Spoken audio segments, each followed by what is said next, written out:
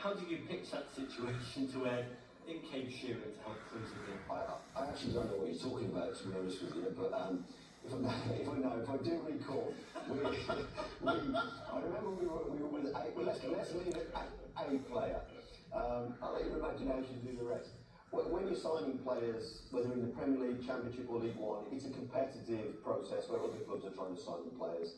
And it's always a fine balance. And I remember we were at the training ground one evening, and we were talking to this player, and we were talking about the club, and Ed got brought up about that, his involvement with the club. He was on the shirt, he was going to become a shareholder, etc.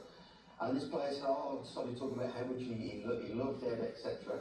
So we just chanced it, and we called Ed to see whether he'd pick up, and we FaceTimed him. And if I get this correctly, you answered, and you were 2 minutes from going on stage with Taylorswift.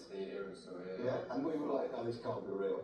And I'd say less than a minute later, the player's name was on a piece of paper, and we were all done. So thanks for that, mate. Happy days.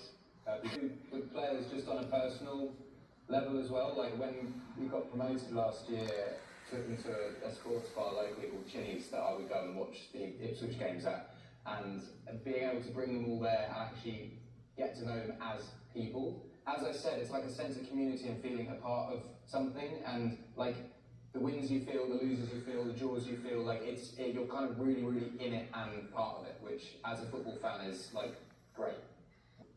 Or watching Ipswich play Tottenham at Chillies.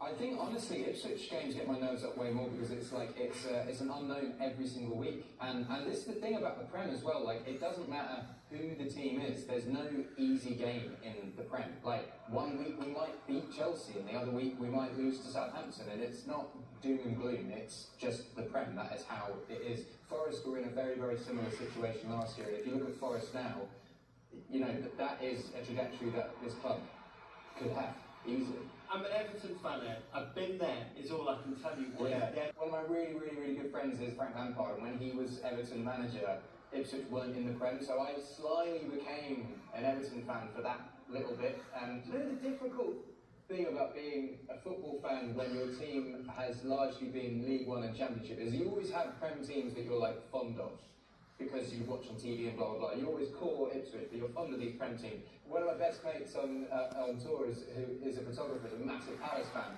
And before I would watch Palace games and want them to win, and now we're playing Palace, and I'm like, nah.